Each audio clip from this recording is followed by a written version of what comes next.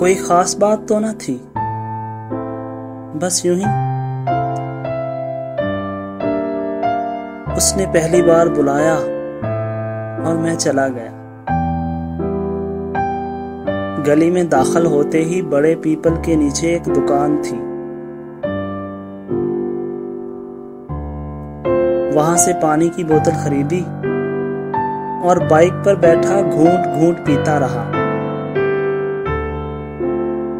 थोड़े इंतजार के बाद वो अपने घर के दरवाजे पर आई।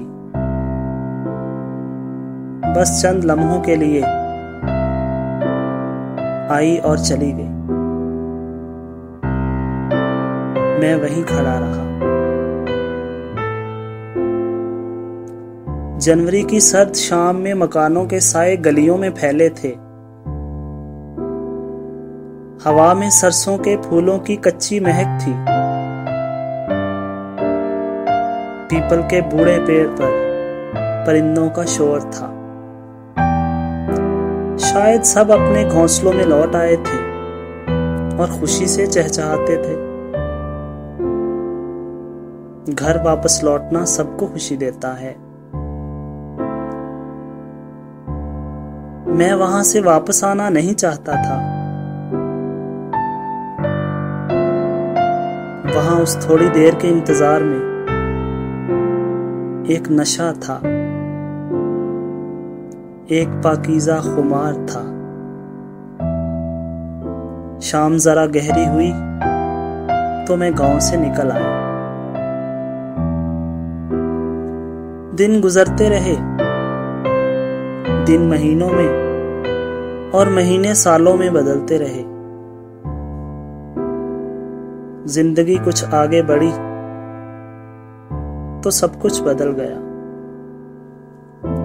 वक्त का दरिया सब कुछ बहा के ले गया। हम भी तेज पानियों के साथ बहते पत्ते और टहनियां थे,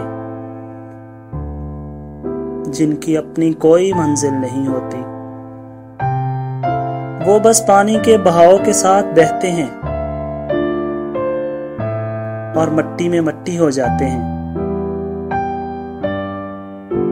लेकिन आज इतने सालों बाद भी उन भूली बसरी मोहब्बतों में इंतजार का वो एक लम्हा मेरी आंखों में ठहरा है। वहशतनाक अंधेरी रातों में जुगनू बन के चमकता है तो दिल के मौसम बदल से जाते हैं। सोचता हूं मरने के बाद जब मैं भी एक परिंदा हो जाऊंगा तो हर शाम बूढ़े पीपल पर बैठ के इंतजार के उसी लम्हे में जिया करूंगा। कोई खास बात तो ना थी, बस यूं ही उसने पहली बार बुलाया और मैं चला गया। कोई खास बात तो ना थी।